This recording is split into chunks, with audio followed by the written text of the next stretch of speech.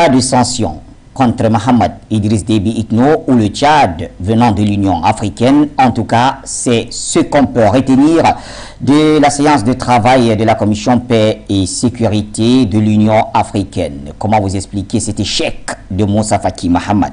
Le 11 novembre, lors de la réunion du Conseil paix et sécurité, le président de la Commission de l'Union africaine n'a pas réussi à rallier les pays membres à sa cause. Après 2 heures de réunion, le Conseil n'est pas parvenu à trouver un consensus et donc le président de la Commission, Moussa Faki Mohamed, réclamait, il faut bien le rappeler, des sanctions contre le pouvoir au Tchad pour non-respect de la durée de la transition fixée à 18 mois et pour avoir autorisé les militaires à se porter candidats aux élections. Êtes-vous surpris par cette décision de l'UA? Comment envisagez-vous la suite de la transition? Pourquoi l'UA n'a pas réussi à s'accorder pour sanctionner le Tchad? C'est autant de questions qui trouveront réponse dans quelques instants.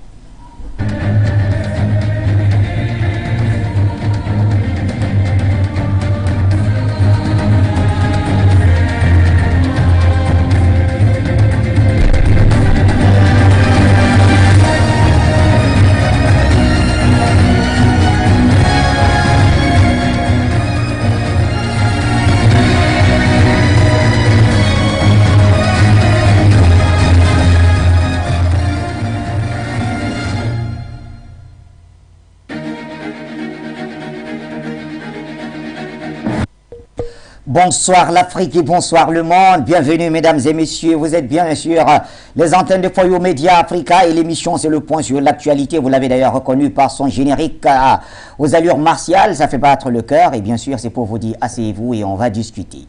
Nous allons parler du Tchad, le pays du général Mohamed Idriss Déby, pays qui a fait parler de lui, il faut bien le rappeler, ces dernières semaines, après les manifs du 20 octobre dernier.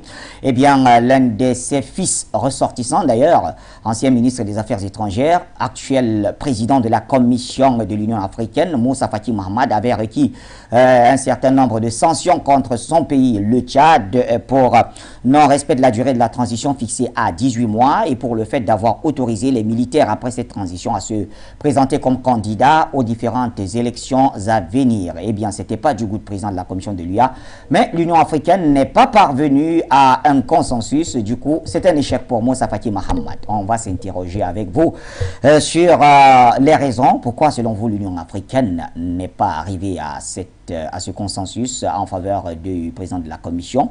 Et est-ce que cette décision vous surprend? Est-ce que ça vous surprend qu'on n'en arrive pas finalement à des décisions contre le Tchad? Pour en parler, notre consultant permanent est avec nous, Jonathan Batengene. Après une semaine très mouvementée, certainement un week-end mouvementé aussi, nous revenons à notre géopolitique actuelle. Bonsoir cher Jonathan Batengene. Bonsoir Bachir Mohamed Adam, bonsoir à tous les téléspectateurs, les auditeurs qui nous suivent en direct, qui font de ce programme la vedette désormais des débats panafricains dans les quotidiennes.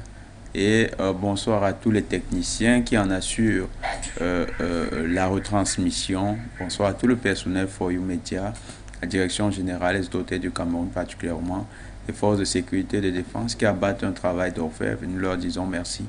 Nous nous inclinons devant la mémoire de tous ceux qui tombent, non seulement au Cameroun, mais également partout en Afrique et dans le monde. Toutes ces forces de défense qui se sacrifient pour le juste combat, surtout celles qui se battent pour la restauration de la liberté des peuples à travers le monde. Nous avons ce coup de gueule qui est aujourd'hui particulièrement un coup de gueule qui tient compte de la situation, de l'évolution de la situation en Côte d'Ivoire. Nous savons qu'en Afrique, il y a une forme de respect qu'on accorde à certaines personnes, surtout lorsqu'elles sont malades. Donc, nous n'allons pas être aujourd'hui assez durs, mais nous allons demander la libération de notre sœur Edith Bucheri-Ballet. Nous respectons les traditions africaines et nous disons il faut qu'elle soit libre parce qu'elle incarne ce combat pour la dignité de l'Afrique, ce combat pour la dignité de son pays, la Côte d'Ivoire. Elle est aujourd'hui une icône pour les luttes de libération en Afrique. Elle est rentrée au panthéon de l'histoire africaine comme une des combattants, une de ces dignes Amazones qui s'est levée et a pris à bras le corps la cause de ses frères. Disons, Puchéry, courage, Puchéry, courage. L'Afrique est derrière toi, tous les panafricanistes sont avec toi, tous les dignes fils d'Afrique sont avec toi. Ce régime injuste qui t'opprime et qui te réprimande, bientôt verra sa fin. Tu seras libre comme toute la Côte d'Ivoire. Courage, courage, Edith Puchéry-Ballé. Eh bien, avant de passer vers Luc Michel pour l'accueillir, Jonathan Batengene, je voudrais, avec la complicité de Signe et Pierre, présenter cette photo, cette image. C'est un hommage rendu de Foyo Média à notre cher camarade de lutte, le professeur Kalala Omotunde, qui nous a quittés aux premières heures de cette matinée. Et bien sûr, toute la grande famille de Foyo Média, la grande famille panafricain et panafricaniste dans le monde lui rend un vibrant hommage. Je crois que on reviendra d'ailleurs demain pour en sur le sujet, on en a parlé déjà. Oui. Ça sera le sujet demain. Tous nos hommages. C'est déjà toute la famille panafricaine qui est en deuil. Oui. Le professeur Omotunde était un des combattants de la première heure. C'est un combattant qui est resté constant, qui est resté assez puissant dans sa démarche. Il a mené sous d'autres cieux et il est revenu, il revenait de plus en plus sur le continent africain. D'ailleurs, il était à Yaoundé. Il sortait fraîchement de Yaoundé. Tout à fait. Oui. Il est reparti pour la Guadeloupe. C'est vraiment une situation attristante. Nous disons à la famille nucléaire et à toute la famille biologique, nous leur disons courage. C'est un deuil que nous portons tous ensemble. Mais nous savons une chose, en Afrique, les morts ne sont pas morts. Ils sont là, tout proches, dans la nature. Il va insuffler, comme à l'époque des pharaons, il va insuffler son énergie vitale dans la lutte qui nous aide à maintenir le cap. Merci au professeur Motunde pour tout ce qu'il a fait pour l'Afrique. Merci à vous également pour cet hommage et au nom, comme je le disais, du président directeur général de Foyo Media Africa, M. Serge Espoir Matomba, et de tous ses collaborateurs. Nous souhaitons donc, nous adressons nos vifs hommages et sincères condoléances à la famille nucléaire et la famille panafricaniste du professeur Omotunde. Eh bien, un autre panafricaniste, il est avec nous. Il milite également pour l'eurasiatisme. Il s'agit de Luc Michel, notre géopoliticien attitré qui est avec nous ce jour. Luc, bien le bonsoir, merci d'être là. Bonsoir Bachir, bonsoir à Jonathan et bonsoir à tous nos téléspectateurs. Luc Michel, nous parlons du Tchad, ce pays que vous aimez tant. Et au Tchad, il y a de cela quelques jours, le président de la Commission de l'Union africaine, qui est d'ailleurs un fils du pays, il faut bien le rappeler, il a été ministre sous le président Idriss Déby Itno, il a demandé à ce que l'Union africaine se penche sur d'éventuelles sanctions contre son pays. Finalement, il n'y a pas eu de consensus au niveau du Conseil paix et sécurité de l'UA. Comment ça s'explique, Luc Michel? Mais visiblement, Mohamed Faki suit un agenda personnel. Il est accusé d'avoir participé à la déstabilisation du pays en se servant des émeutiers. Et bien qu'il appartienne au clan au pouvoir, évidemment, il semble évidemment qu'il suit cet agenda personnel. Sa demande de sanctions contre son propre pays à la Commission de l'Union africaine, évidemment, ça a été une grande surprise. Elle a été supportée par tout le clan français, notamment par Jeune Afrique. Mais il semblerait qu'il ait parvenu à un consensus. Il s'en est particulièrement, au sein de la commission, attaqué au clan Tshisekedi, puisqu'il ne voulait pas que Tshisekedi soit facilitateur dans le dossier tchadien. Je crois que l'échec de Moussa Faki se situe là-bas. Cet agenda personnel, cette incapacité à réunir autour de lui un consensus. Que l'Union africaine voudrait en savoir davantage sur ce qui s'est réellement passé pour ne pas prendre parti. Je pense qu'il y a un refus de prendre parti et je pense qu'il y a un malaise. On voit très bien d'ailleurs que on voit très bien évidemment que le président de l'Union africaine a des objectifs cachés dans sa tentative de plainte contre son propre pays. Et évidemment, je pense que l'Union africaine ne veut pas prendre parti là-dedans. Très bien. Jonathan Batengene, quelle lecture vous faites justement de ce revers quand même essuyé par Moussa Faki Mahamat, et comment comprendre quand même qu'il ait voulu qu'il y ait des sanctions contre son propre pays? Je dois rappeler qu'au départ, ils sont quand même tous du même camp, je veux dire du camp Déby, puisqu'il a travaillé pendant de nombreuses années, il a participé grandement à l'évolution du pays d'une certaine manière. C'est une situation le dossier tchadien est un dossier qui est utilisé par les services secrets occidentaux pour diviser l'opinion panafricaniste, qui est utilisé pour créer de fausses analyses sur le dossier, pour donner l'impression que les panafricanistes ne peuvent pas maîtriser la situation. Il faut le préciser encore. La situation au Tchad ne donne pas aux panafricanistes des éléments assez pertinents pour se positionner, que ce soit dans l'un ou l'autre camp. Oui. On a chaque fois la France et les États-Unis, deux acteurs qui actionnent les leviers et essayent de tirer le maximum parti des situations qui sont ainsi occasionnées. Ils veulent au maximum brouiller les pistes parce que en ne sanctionnant pas le régime au Tchad, immédiatement ce qui ressort dans la presse, ou bien ce qui ressort chez certains panafricanistes, c'est que ça confirme effectivement que Mahamat est un pion de la France-Afrique. Et les acteurs qui au sein, nous avons déjà expliqué lorsqu'il y avait ces émeutes, les acteurs qui au sein veulent se présenter comme des alternatives, ça les renforce comme étant des possibilités de récupération du dossier tchadien. Donc il y a un jeu qui est créé, et les enjeux de ce jeu, c'est de maintenir le contrôle sur le Tchad. Parce que le Tchad... Il n'est pas sanctionné, le Tchad, selon vous, pourrait d'une certaine manière signifier aussi qu'il y aurait comme une sorte de volonté de présenter Mahamat comme étant un pion affirmé de la France. Oui. C'est bien ce que vous essayez de nous dire? Tout à fait, tout à fait. Le problème avec le général Mahamat, nous l'avons toujours dit, c'est qu'il n'a pas, malheureusement, il n'a pas été à la hauteur des enjeux actuels. N'a pas été à la hauteur des enjeux actuels. Son entourage actuel, le Premier ministre actuel, c'est la France.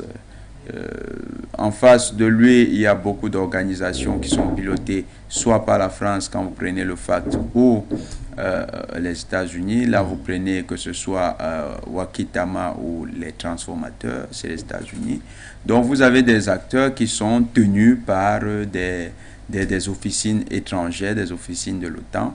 Et la géopolitique autour du Tchad, c'est simplement une géopolitique de récupération de l'espace, soit par les États-Unis, soit le retour au contrôle de la France, comme c'est en train de se faire, parce que de toutes les manières, le Premier ministre étant France-africain, on voit mal comment l'État sera dirigé sur des logiques tout à fait patriotiques ou bien nationalistes.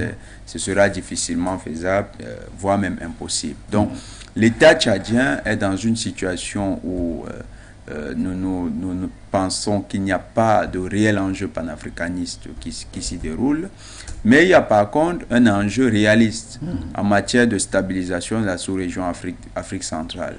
Pourquoi? Parce que de la situation du Tchad dépend la résurgence ou bien l'amplification des groupes terroristes dans l'Afrique centrale, notamment le Boko Haram ou bien les terroristes du Sahel qui pourraient déferler en coalition avec ceux de Libye vers les pays comme le Cameroun ou bien la RCA.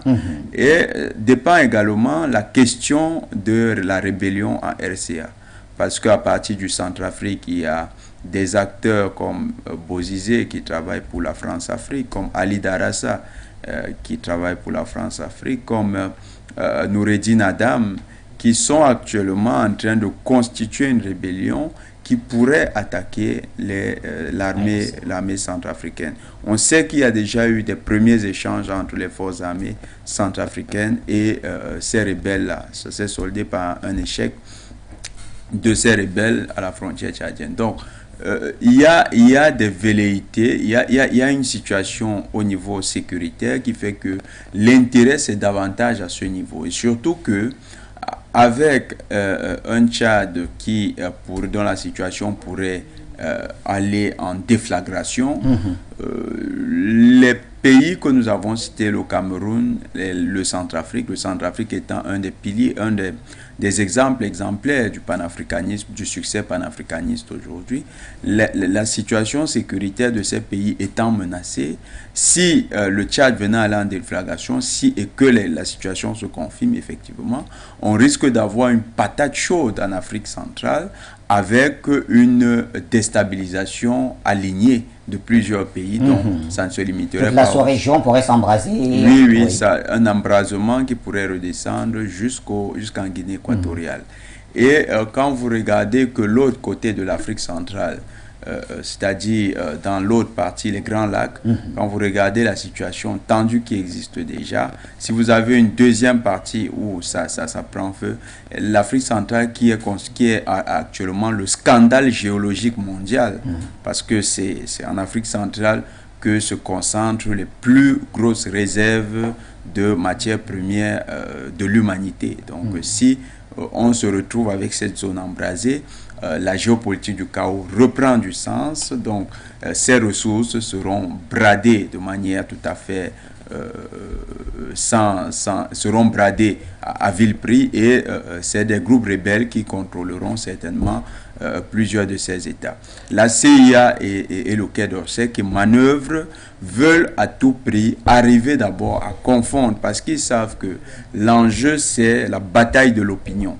Et ils, dans leur analyse, du moins ce que le laquais nous ont fait comprendre, dans leur analyse, le ventre mou de la stratégie panafricaine est certainement en Afrique centrale. Il paraît, et ils ont, c'est d'ailleurs ça leur objectif, ils veulent que l'opinion publique en Afrique centrale soit partagée en leur faveur, et que cette opinion soit divisée davantage en Afrique centrale, ce qui va permettre de réaliser leur plan. Donc l'enjeu c'est plus une bataille de l'opinion qui est lancée, et nous, notre posture panafricaniste, parce que ce avec quoi ils vont jouer, c'est les questions de crédibilité des panafricanistes, eh bien sur ces dossiers-là, nous devons être un peu plus méticuleux et un peu plus subtils. On ne pourrait pas aborder ces sujets en disant ça c'est notre sujet. Le Tchad c'est encore un sujet qui reste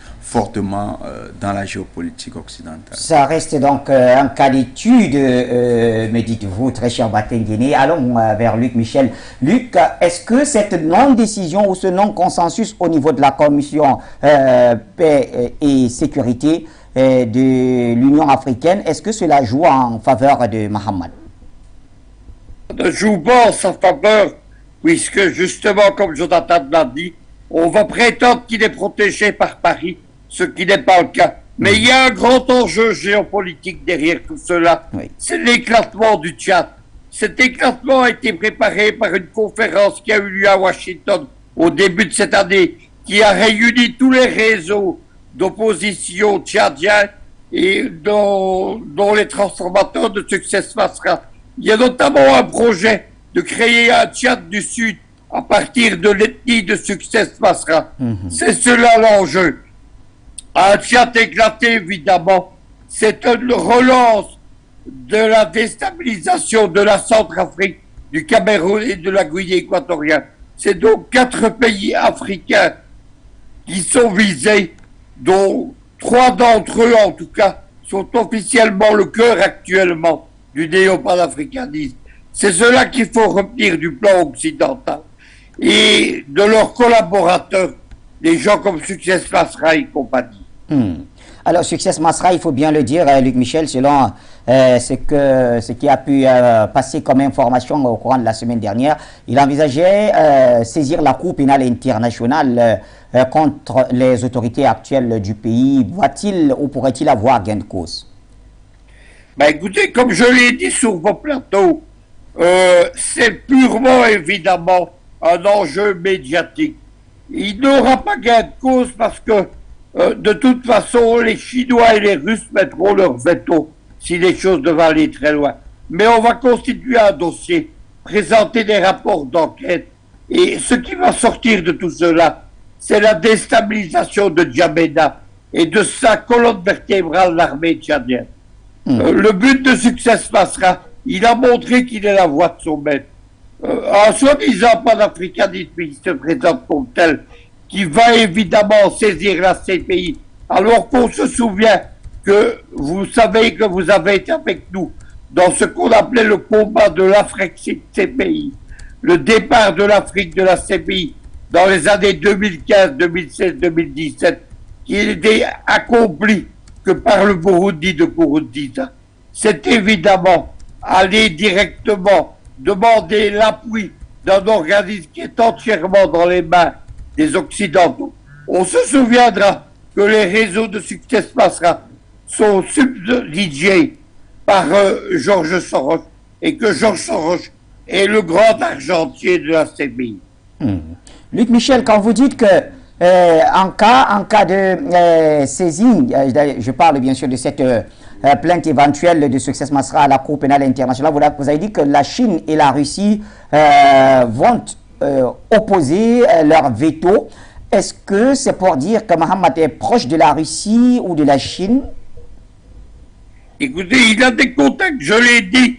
Mohamed, dedans, c'est un chef d'État qui est assis entre deux chefs. Il est encore lié par d'anciens liens avec la France et les États-Unis, mais il a des liens avec la Russie. En particulier, c'est le russe Rosatom qui a enlevé le marché de l'électrification du Tchad et qui est en train de le réaliser. Il l'a enlevé aux mains des Français. C'était le fameux plan Borloo qui voulait escroquer les Africains de 5 milliards de dollars. Et bien entendu, l'armée tchadienne a signé des accords militaires avec la Russie le même jour que, en juillet dernier, que le ministre du Mali a signé des accords à Moscou. Pardon, en août dernier.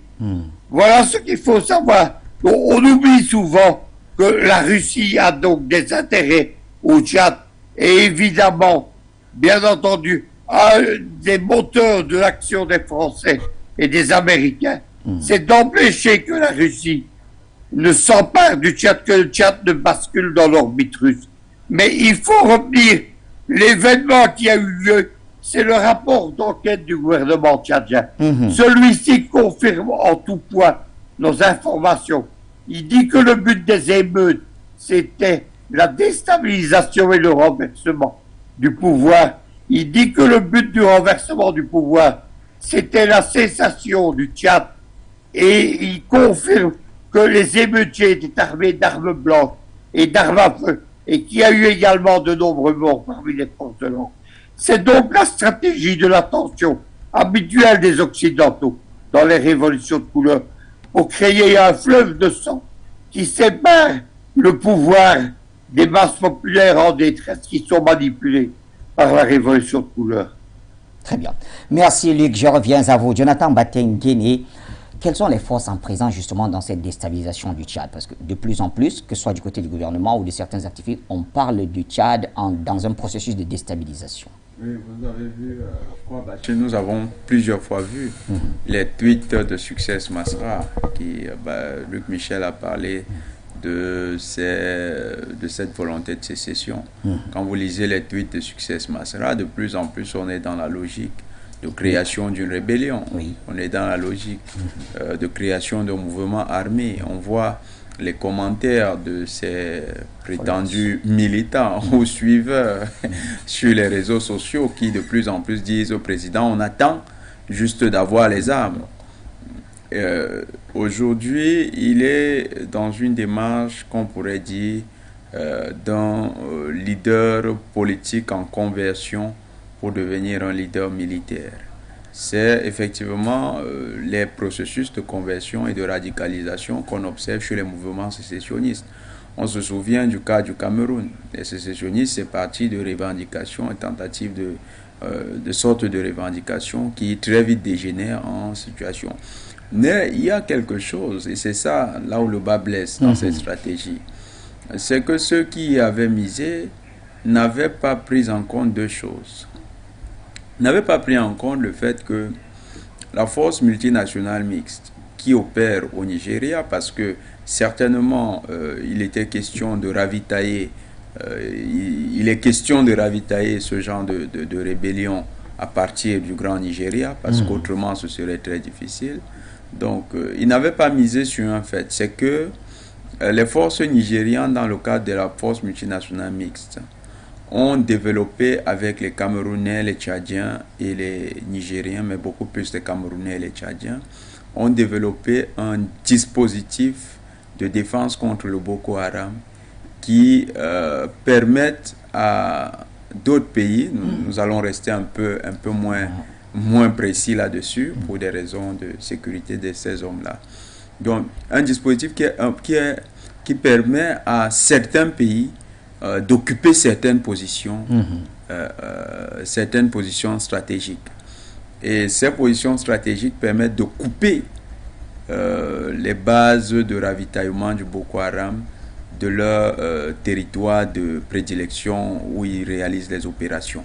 Donc finalement, les Boko Haram sont sevrés et sur le terrain sont malmenés par les forces de sécurité de ces pays-là. Donc ce dispositif fait que dans le sevrage du Boko Haram, du coup, on ne peut pas créer une route d'approvisionnement d'une rébellion au Tchad ne peut pas être facilement créée. Oui. Si ce n'est celle de la Libye, qui est déjà active, celle du FACT.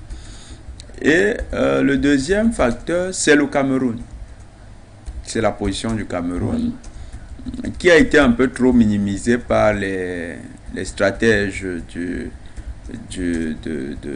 State Department, qui croyaient que ça allait être comme une série sur le gâteau, de venir, ou bien du fil dans du beurre, que de venir approvisionner ces terroristes-là à partir du Cameroun. C'est devenu très difficile parce que le Cameroun a repris le contrôle de ses deux principaux ports, a pris le contrôle de son principal port, le port autonome de Douala, qui était une porte d'entrée jusqu'à un certain moment des armes qui se sont retrouvées en Centrafrique. Donc il y a eu une reprise de contrôle de ce port avec le contrôle du port, du terminal à conteneurs. Ça fait que les armes qui pouvaient transiter par le port de Douala ne peuvent plus se retrouver, ne peuvent plus en fait accoster parce que désormais le système de contrôle est typiquement détenu par les autorités camerounaises. Donc ça bloque le dispositif qui aurait pu amener Success Masra à avoir ce matériel. Il est donc aujourd'hui obligé de composer avec des gens avec qui il n'a pas beaucoup de liens. Et là, on observe que ces derniers temps, il fait tout pour se rapprocher. Certainement, c'est une stratégie qui lui est dictée par le State Department. Il fait tout pour se rapprocher des Français qui ont des cellules dormantes de renseignement à Yaoundé et à Bangui. Et certainement, quand on regarde ces rapprochements qui sont en train d'être faits, c'est en vue de créer un pont entre les rebelles centrafricains et son mouvement pour pouvoir bénéficier de leur soutien militaire, parce que eux par contre ils peuvent être approvisionnés depuis le Soudan du Sud ou bien depuis l'Ouganda et revenir avec les armes sur le territoire de Tchad. Donc c'est certainement ce qui leur reste comme option et tout porte à croire que c'est cette option qu'ils vont au maximum exploiter. Voilà aujourd'hui à quoi est résolu Success Masra. Pour ce qui est de Moussa Faki, c'est essentiellement un vautour qui fait de la charogne. il est dans la charogne, il attend que la situation entre en pourrissement, il la voit se détériorer, il fait les acteurs neutres, quoi qu'ils soient très actifs pour le Quai d'Orsay. Il reste en vautour. Quand le pays aura certainement atteint un état de putréfaction avancé, il va, comme tous les charognards, redescendre pour se délecter de la proie, ainsi de la carcasse, ainsi laissée à son propre compte. C'est le travail qu'il est en train de faire, parce que il sait qu'en matière de popularité actuellement sur N'Djamena, il ne jouit pas d'une forte popularité. Il est le fruit d'une élite cooptée par les cercles mafieux d'abord, coopté par la volonté du chef de l'État de l'époque, le maréchal Idriss Déby Itno, maintenant coopté par les oligarchies internationales et qui souhaitent travailler pour cette oligarchie-là. Donc, on a Moussa Faki Mahamat qui a désormais, comme disait aussi Luc Michel, il a son agenda, mais il sait que ces agendas dépendent beaucoup plus de l'affaiblissement des militaires de N'Djamena et d'une situation où des acteurs comme Succès Masra pourraient, dans le cadre d'une lutte armée, s'enliser dans l'approche du conflit, et lui il arrive comme l'homme providentiel. C'est un peu le schéma qui se dessine aujourd'hui sur le Tchad, et nous pensons que l'avenir des Tchadiens ne devrait pas se jouer à ce niveau. C'est pourquoi nous invitons toujours la jeunesse tchadienne, nous lui demandons de prendre ses responsabilités. Même les militaires au Tchad, nous leur demandons de prendre leurs responsabilités et de faire échouer tous ces acteurs de la géopolitique du chaos au Tchad. Il faut que des jeunes Tchadiens, patriotes, responsables, assez conscients des enjeux, qu'ils se lèvent et qu'ils portent leur combat. Leur pays ne peut pas tomber devant leurs yeux. Leur pays ne peut pas se laisser embarquer dans une aventure guerrière alors qu'ils sont là, dignes fils, à regarder comme des spectateurs. Succès Masra ne sort pas de masse. Moussa Faki Mahamat ne sort pas de masse. Mahamat Idriss Déby n'est pas un martien non plus. Aucun d'eux n'est jupitérien. Tous, c'est des terriens, c'est des humains, comme vous tous, Tchadiens. Et vous devez, vous, peuple tchadien, vous devez prendre vos responsabilités. Alors là, il faut que des leaders se démarquent. Nous le demandons toujours, nous le demandons incessamment aux Tchadiens. Prenez vos responsabilités. Même parmi les militaires, on a vu comme ça s'est passé au Mali, comme ça s'est passé au Burkina avec le capitaine Traoré. Pourquoi ne pas avoir des capitaines Traoré au Tchad?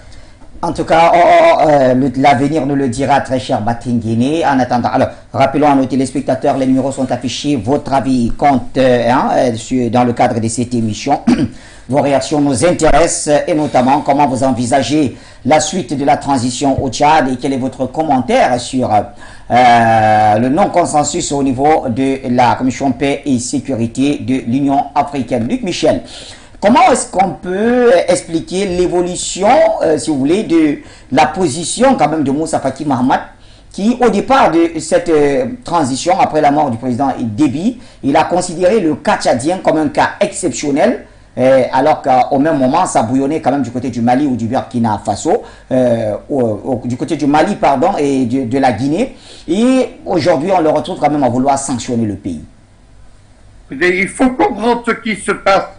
Le Tchad, il est pris dans une tenaille. D'un côté, il y a l'agenda américain. C'est les gens, les transformateurs Ouattaki. Ils ont leur base arrière au Cameroun d'ailleurs. C'est pas pour rien si Masra s'est fait infiltrer au Cameroun. De l'autre côté, il y a l'agenda français. L'agenda français, c'est la manipulation des groupuscules armés comme les FAC. Ces groupuscules armés travaillaient comme mercenaires au service des islamistes de Misrata. Et on se rappelle qu'en 2011-2012, c'est la France de Sarkozy qui a constitué Misrata en un État dans l'État, en une cité armée dont les forces armées sont plus puissantes que celles de la Libye. Voilà donc ce qui se passe. Au milieu de tout ça, comme Jonathan l'a expliqué, Moussa Faki, c'est un charognard.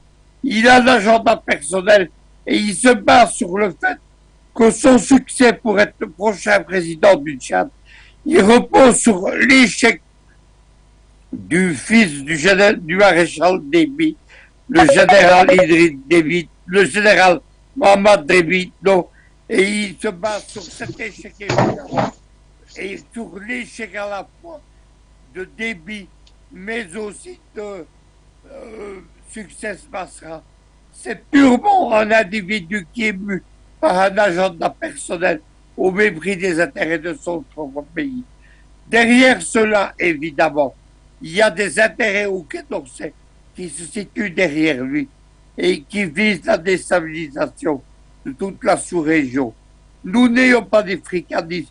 Nous devons miser sur tout d'abord la stabilité du Tchad, parce que la déstabilisation du Tchad entraînera la déstabilisation de la Centrafrique, du Cameroun et de la Guinée équatoriale, en sachant que ces trois pays, ce sont les cibles principales du super printemps africain que l'administration Biden est en train de mettre au point pour 2023. Merci Luc. Allons vers nos téléspectateurs, ils ont hâte de prendre la parole. Alors on a en stand-by déjà Abou d'Angleterre. Abou, bonsoir. Bonsoir mon très cher frère Bachir Ladan. Tout un plaisir à son paroxysme de te revoir en ce début de semaine. Sans temps béni, béni, béni. Bachir, vous êtes le meilleur journaliste du monde. Je salue tous vos invités de marque, Luc Michel, l'Africain, le doyen, et le brillantissime jeune espoir Batenguede. Donc, Bachir, je salue tous les techniciens et même le service de sécurité de For You Media. Une fois que je dis cela, Bachir, à partir de ce qui se passe au Tchad, il faut que nous, les néo-panafricanistes, nous envoyons un message fort à tous ces France-Africains opportunistes qui pensent que la France a encore un droit de parole en Afrique. Tous ces France-Africains-là qui refusent de grandir, qui sont zélés à vouloir servir la France. Ça dit quoi? Ils ne veulent pas lire la réalité du moment où tous les peuples se réveillent en Afrique et tout le monde en train de clamer haut et fort la rupture avec la France, et nous la vivons. On voit le vent qui a chassé, bouté hors la France du Mali, on voit le vent qui est en train de bouter la France du Centrafrique, on voit partout en Afrique, les gens se réveillent. Donc que ces Centrafricains, que ces France-Africains là, puissent maintenant comprendre que le paradigme a changé et qu'on leur montre, on leur montre, comme on appelle ça, de façon exemplaire, qu'on puisse punir Moussa Faki, de telle sorte que ça envoie un message fort aux autres. Parce que c'est ce que la France nous fait. C'est-à-dire qu'eux, ils n'ont pas peur de servir la France au gré de leur vie. Parce que nous, on ne les punit jamais. On voit tous les manigances. Parce que, imaginez-vous, quand le Mali a attaqué, quand le Mali dit qu'il a toutes les preuves pour que la France a comme on appelle ça, subventionné les terroristes. Le Moussa Faki qui est à l'Union africaine, il n'a aucune voix. Il est bouche bée. Mais toutefois que sur injonction de la France, il doit pointer du doigt un Africain, un leader africain, alors là, il monte au créneau. Vous comprenez? On a vu Laurent Gbagbo en Côte d'Ivoire, qui a été, tout comme on appelle ça même, jugé à la CPI, et on l'a reconnu non coupable. Moussa Faki, en tant que de la commission de l'Union africaine, dirigeant, il devait quand même intervenir pour que Gbagbo soit remis, disons, qu'on lui donne tous ses droits. Jusqu'à présent, il n'a pas eu son argent. Jusqu'à présent, il n'a pas eu de maison. Mais tout ça, ça ne dit rien, la réconciliation en Côte d'Ivoire. Mais quand il s'agit seulement d'être leader, président, de prendre la place du président des pays, parce que la France, paresseuse, a cette technique-là de coopter les leaders parce qu'elle se dit qu'une fois qu'elle a les leaders dans la poche, alors les leaders vont signer tous les papiers, hein, et ne va pas prendre en compte le peuple. C'est-à-dire qu'il n'y a pas de référendum, mais dès qu'on a la signature des leaders pour renouveler tous les traités coloniaux, alors la France paresseuse, parasite, voleuse, criminelle, elle est contente. Mais nous, on se dit que ce paradigme est fini. Ce temps est fini. La France doit savoir que ce temps est fini. C'est pourquoi que nous devons mettre hors d'état de nuit ces France-Africains zélés, qui sont zélés jusqu'au péril de leur vie pour servir la France. On doit les mettre sur le teignoir parce que c'est ce que Dieu me dit toujours. Il est préférable qu'une personne meure que 10 Africains meurent. Donc eux là, leur comportement a servi la France, va qui va est nuisible pour l'Afrique. Donc il faut les stopper. Point barre. C'était M. Abou depuis l'Angleterre. Bye bye Fernand. Bye bye. Bye bye cher Abou depuis l'Angleterre. Nous restons au téléphone. Et cette fois, nous partons aux États-Unis. Jean Sakponou. Bonsoir Jean. Bonsoir Bachir. Bonsoir à vos invités. Bonsoir Luc Michel. Bonsoir Jonathan. Merci. Bonsoir aux techniciens et tous ceux qui écoutent For You Media. D'entrée de jeu, comme la nouvelle est tombée, ça nous a surpris. Mais bon, nous sommes sur là de passage. Et après avoir accompli la mission, nous devons partir. Même si on doit partir à la main de quelqu'un, c'est le temps qui est arrivé. Et je parle du professeur, du départ du professeur Omotunde. Karara Oui. et Omotunde. Ce grand homme, il a donné de son mieux. Il a enseigné tout ce qu'il doit enseigner. C'est à nous maintenant d'exploiter ce qu'il a fait et d'avancer, continuer la lutte. Merci. Alors, si je finis, pour le cas du Tchad, Bachir, vous vous souvenez quand Moussa Faki avait été élu secrétaire de l'organisation, il a été reçu en Europe, dans l'Assemblée européenne, et vous vous souvenez du jour-là, c'est le jour-là qu'on lui a fait le baptême. C'est tout. Et il souriait, il était accueilli par les députés européens. C'est tout. Donc depuis là, il est tellement chaud là. Il est initié. Il doit remplir. Dans la France, c'est comme ça qu'ils font. Hein. Ils deviennent orgueilleux, ils deviennent individuels.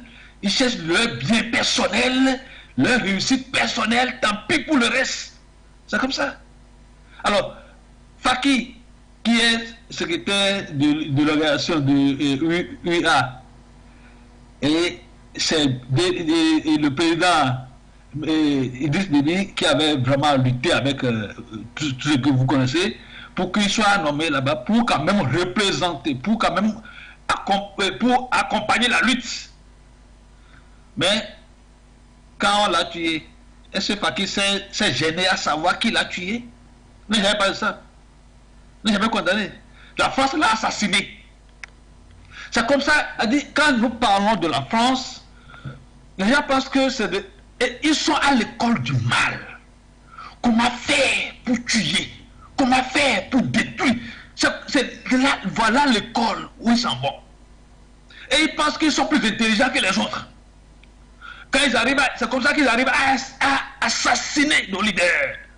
Ceux qui veulent défendre la population noire. Ils ne veulent pas. C'est le diable, le mal. Donc, Faki, je suis content que Luc Michel, qui le défendait aujourd'hui, a vu que c'est un gars qui a son agenda personnel. Il travaille contre son peuple. Parce qu'il est déjà dans le mouvement, dans leur club démoniaque. Il voit autrement ce que nous, le peuple, ce que le peuple va voir. La souffrance du peuple ne le concerne plus. Il peut même arriver à diviser le Tchad comme le dit Luc Michel. Quand tu t'associes au mal, c'est comme ça que tu es transformé. Alors que les gens, que les Tchadiens se ressaisissent pour savoir qu'effectivement, ces gens-là ne sont pas là pour leur bonheur. Mais ce qui me fait plaisir, c'est que en tout pour tout, c'est notre ère. L'Afrique doit se retrouver. L'Afrique doit être restaurée. La race noire doit être... C'est la race mère qui a donné naissance en connaissance et en tout aujourd'hui à l'humanité. Elle doit être restaurée. Quelles que soient les agitations de la France avec ses alliés, moi, le créateur l'a déjà écrit, c'est fini. Avançons l'âge. C'est le travail que vous faites, sensibiliser la population pour que les gens comprennent que l'argent, ça vient, ça part. Mais si à cause de ça, tu vas détruire les vies humaines, c'est pas bon. Ça a des conséquences. Que Dieu bénisse, sommes en guerre. Bye. Unis d'Amérique. On reste au téléphone avec Gallo Sely, un autre fidèle parmi tant d'autres, j'allais dire. Gallo Sely, bonsoir. Oui, bonsoir, monsieur Ladan. Bonsoir à vos invités. Bonsoir à tous les téléspectateurs d'Afrique Média. Je dis l'Afrique Média pour you. Monsieur Ladan, nous sommes vraiment dans un grand moment de tristesse avec la mort de ce puissant penseur égyptien. Et cela m'a rappelé ce que disait Bob Marley. Pendant combien de temps allons-nous nous asseoir à regarder tuer nos leaders? C'est à croire que les Africains s'imaginent qu'une balle ne peut tuer qu'un Africain. Cette balle-là peut tuer aussi un Occidental.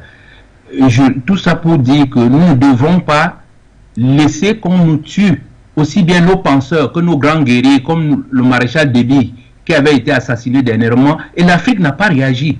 Pareil comme pour Kadhafi. Donc c'était juste pour dire une grande pensée à ce puissant penseur. Pour revenir au sujet du jour, je vais enchaîner en disant qu'il n'est pas acceptable qu'une armée tire sur sa population. Moi, je serai toujours contre tous ceux qui encouragent une armée à tirer sur sa population. Parce que par définition, l'armée est là pour protéger sa population. L'armée, c'est l'amour du peuple. Moi qui vous parle là, je ne souhaiterais pas qu'un jour, si je descends dans les rues de Douala ou de Yaoundé en manifestant, qu'on tire sur moi. Ça n'a aucun sens. Et j'invite tous ceux qui interviennent sur Afrique, sur For You, de ne jamais s'imaginer encourager une armée qui tire sur son peuple. Ce n'est pas acceptable. L'armée, les forces de l'ordre, la gendarmerie, la police, ils sont là pour protéger les peuples. Et ils sont entraînés pour cela. Ils sont payés pour ça. Donc ceux qui disent que la population était armée, ceci, cela, mais je leur rappelle que dernièrement aux États-Unis, au Capitole, la population a envahi le Capitole. Il y a eu quelques morts, mais du côté des forces de l'ordre. Les forces de l'ordre ont tout simplement contenu la population. Donc il ne faut pas vraiment nous amener sur des sujets comme ça, à nous faire croire que nous sommes des chairs à canon, on peut tirer sur nous comme si nous étions des mouches. Ce n'est pas acceptable. Je vais embrayer en rappelant aussi que lorsque vous forcez l'opposition à prendre les armes, il ne faut pas être surpris. Je le dis comme ça en pensant au Cameroun. La guerre qui est en zone anglophone, si on regarde l'historique, elle a démarré de la même façon. Les gens demandent à dialoguer, mais comme il y a un refus de dialogue, expression de la force, ça finit par déboucher sur une boucherie qui est en train de nous tuer les Camerounais depuis plusieurs années. Donc pour revenir aussi vraiment à l'objet principal qui est, est-ce que Mahamat, ça c'est une très bonne question, a-t-il échoué? Mais ce Moussa Faki là, quand on a tué le général, mais le maréchal, il n'a rien dit.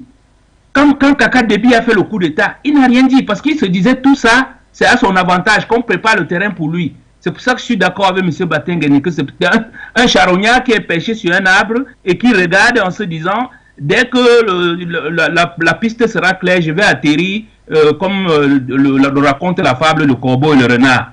Mais ce monsieur-là, quand il vient aujourd'hui faire la déclaration qu'il a faite là, non, je ne pense pas que c'était un échec, M. Ladan. Il a fait un grand calcul, il s'est dit, si je ne dis rien, on va dire que, quand on nous avait tués ici, tu étais là-bas, tu n'as rien dit. Mais la déclaration qu'il a faite avant l'heure, il savait que l'Union africaine, qui est un machin, comme disait De Gaulle, que l'Union africaine ne fera rien. Mais en faisant sa déclaration, il protège toutes ses chances de pouvoir réclamer demain le siège de président du Tchad.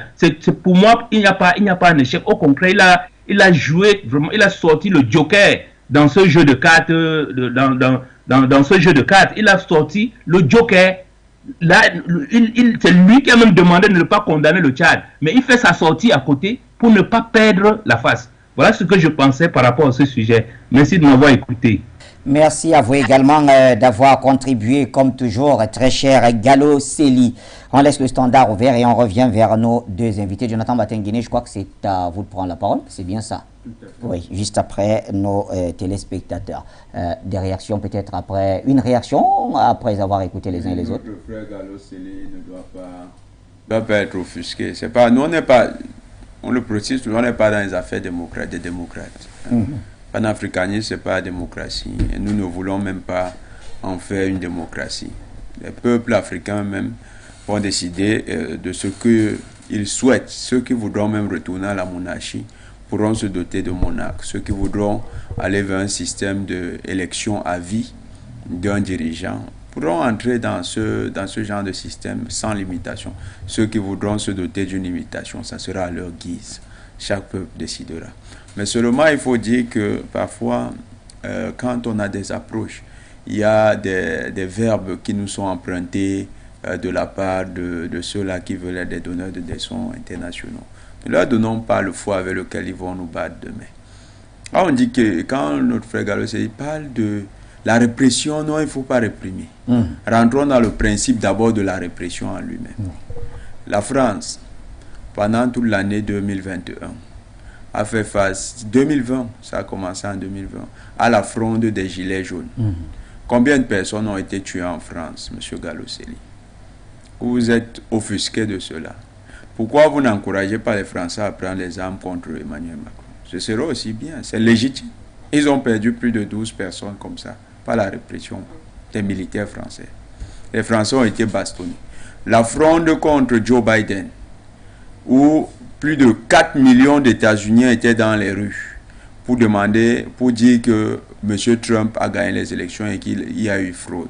Plus de 4 millions. Hein. On ne parle pas des manifestations comme en Afrique où vous avez peut-être, on vous dit 80 000, 75 000 comme au Tchad. Non, plus de 4 millions. Vous savez combien ont été arrêtés, combien ont été tués ou bien combien ont été réprimés par le fouet. À Chicago, les émeutes ont tourné, les manifestations ont tourné à l'émeute. À Chicago. Allez vous documenter, vous allez voir. Ne rentrons pas dans ce jeu de fausse morale et de faux humanisme. Il n'y a pas de système politique qui s'engage de manière tout à fait angélique à toujours défendre les droits. À un certain seuil, les États sont obligés d'utiliser des moyens de violence. C'est parfois ce que nous analysons, c'est le sens de cette violence. Est-ce que cette violence est utilisée pour sauver la forfaiture?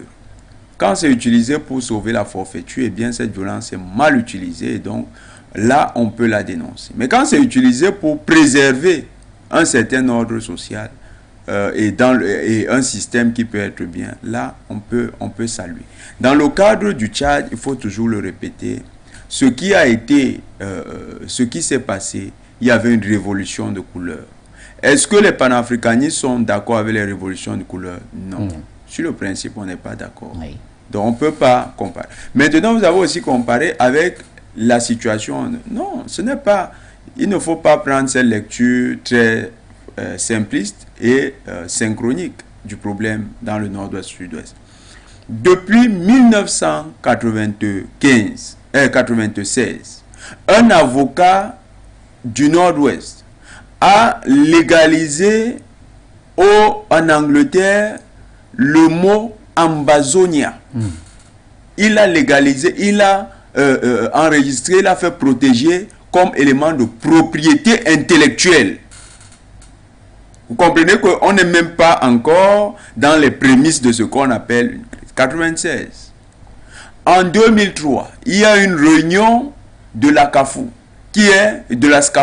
qui est l'association des diasporas des populations ressortissantes du nord-ouest du sud. Bon, certaines diasporas.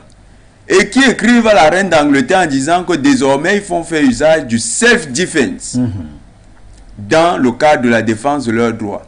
Et le self-defense, on découvre en 2016 que c'est l'utilisation des armes dans le cadre du conflit, de la situation sécuritaire. Et les États-Unis ont toute une doctrine autour du self-defense qui finit par l'autodétermination et donc la sécession. Donc, n'allez pas croire, et on a vu ce diplomate états-unien qui se mêlait des affaires, comment il s'appelle, ce sous-secrétaire qui faisait Tibor Nagi, qui faisait, c'était un soutien. Tibor Nagi n'était pas dans la défense des droits humains, et encore moins les manipulations qui ont eu lieu, par exemple, ce que Human Rights faisait en termes de manipulation, c'était de la construction pour justifier une sécession comme ça s'est passé au Soudan du Sud.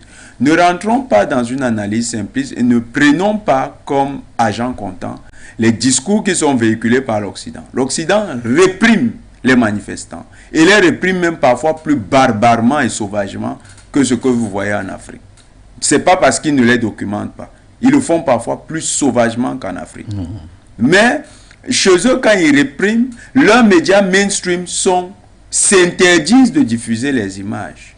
Ils ne peuvent les sortir que si jamais le contrat entre les deux parties est cassé. C'est-à-dire que cette clause du silence des grands médias est cassée. Mais si cette clause n'est pas cassée, tant que l'homme est en odeur de sainteté avec les oligarchies qui veulent faire contrôler leur capital, eh bien, qui veulent faire protéger leur capital, eh bien, vous ne pouvez pas voir ces phénomènes. Donc, la situation du Tchad, elle est particulière. Nous défendons un élément. Il y a un élément géopolitique important qu'il ne faut pas perdre de vue. La question de la stabilité de certains États en Afrique centrale est très importante. Nos téléspectateurs doivent comprendre que si le Cameroun rentre très vite dans l'épicentre des désordres internationaux et géopolitiques, des grands désordres géopolitiques, vous allez remarquer que les chaînes panafricanistes seront obligées d'émerger ailleurs. Elles seront obligées d'émerger ailleurs. Déjà, ça c'est les premiers acteurs qu'on va essayer de couper.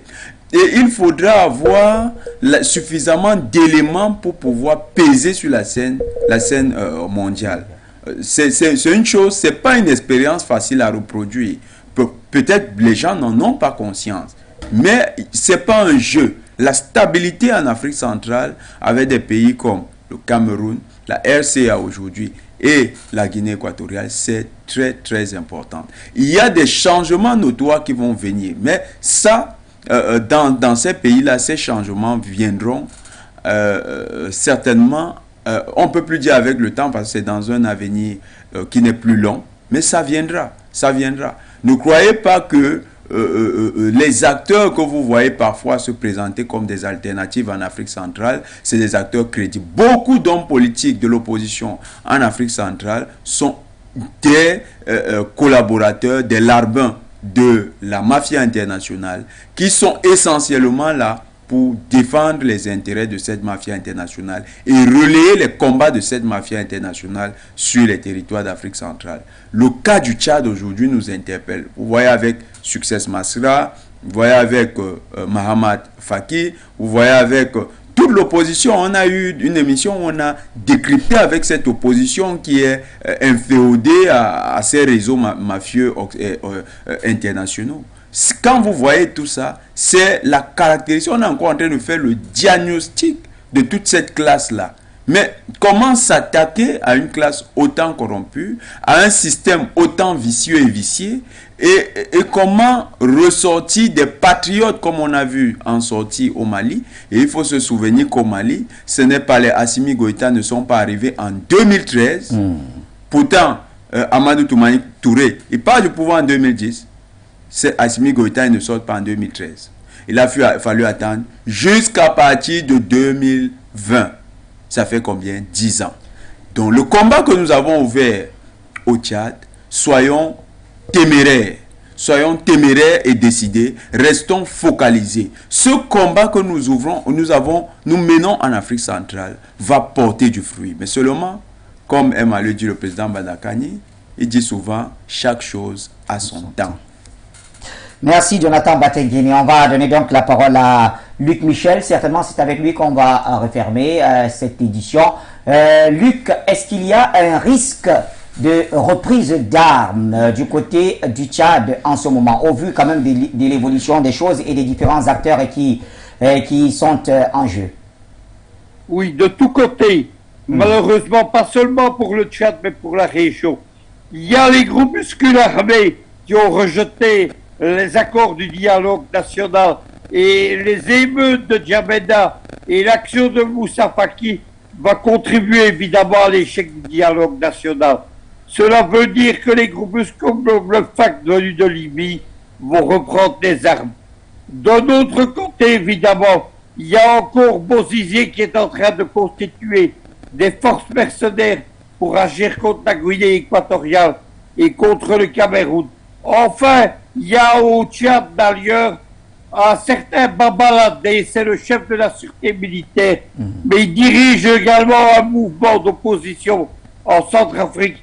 Il est en train de réarmer des forces de l'autre côté de la frontière entre le Centrafrique et le Tchad. Malheureusement, les Français ont imposé Babaladé comme le directeur des renseignements militaires tchadiens.